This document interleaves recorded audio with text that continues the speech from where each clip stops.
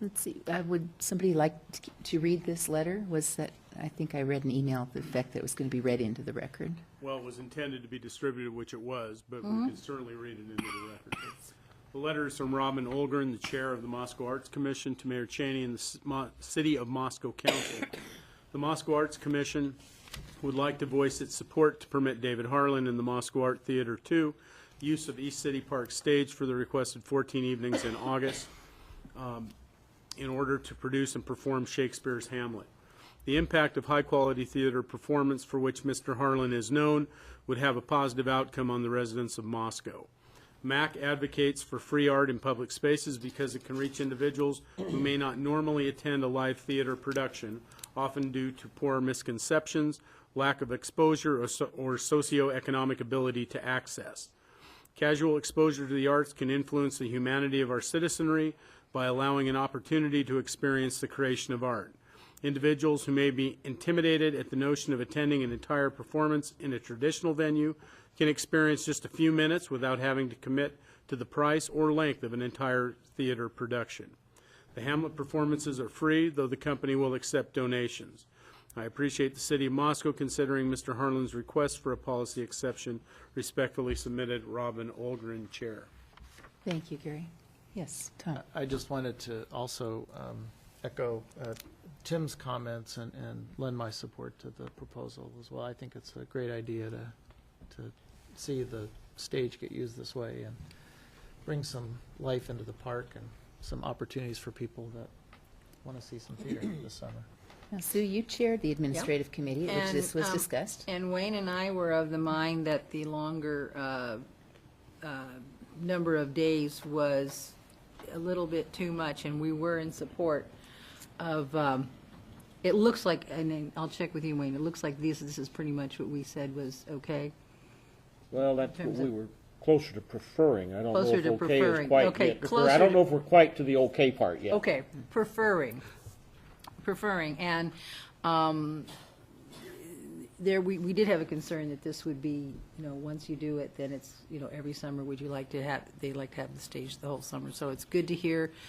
I was kind of a little concerned when Dwight said they might want to do it again in, next year, but Mr. Harlan says they'd be back in the silo, so this is something more that I could live with, but this is why we brought it to council, because we were kind of 2 against 1 here in terms of the original request. I'll let Wayne talk more since I'm trying not to. I have a question for Dwight, first of all. Dwight, when it comes to requested usage of the stage during the summer months, I would guess that most of our requests are during July and August. June sometimes being a little bit iffy. This year been a really good month. And then September, we're back with school.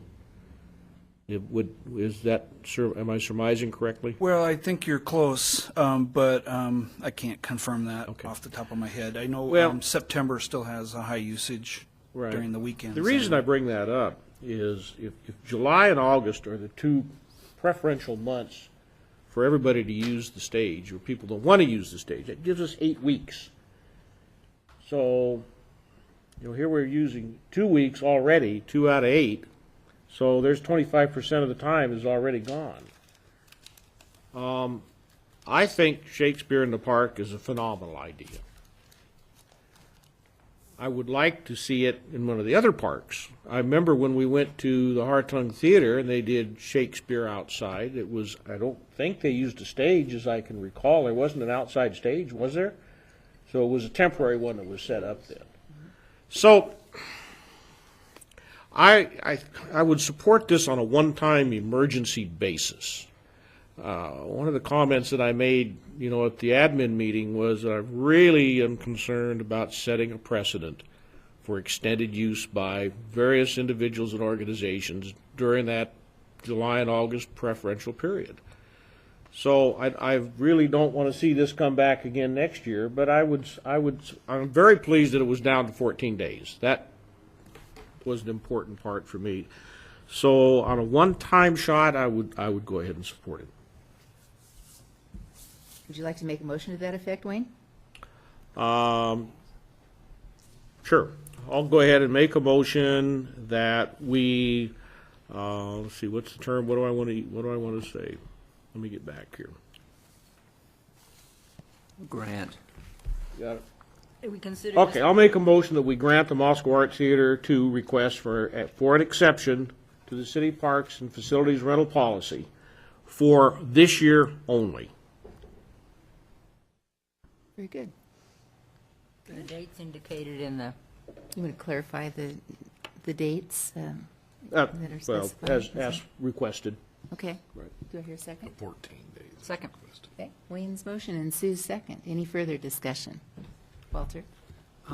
Dwight indicated that demand usually is centered around Saturdays, and if I'm counting correctly, there are only 2 Saturdays involved in the request.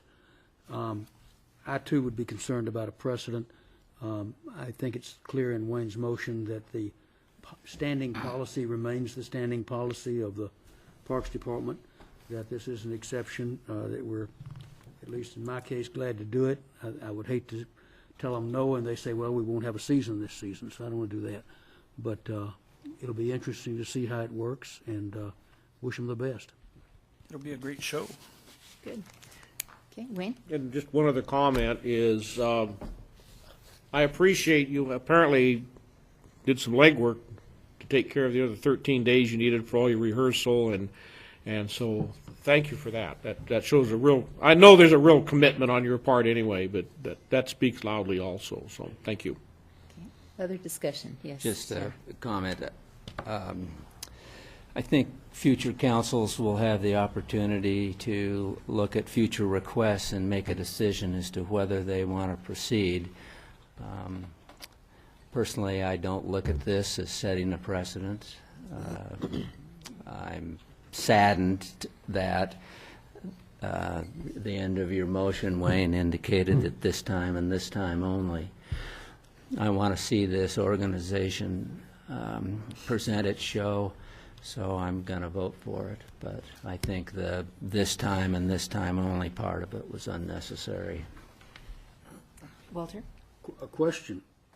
If the motion, as Tim has recounted it, does that preclude a future council from saying yes again? Of course not.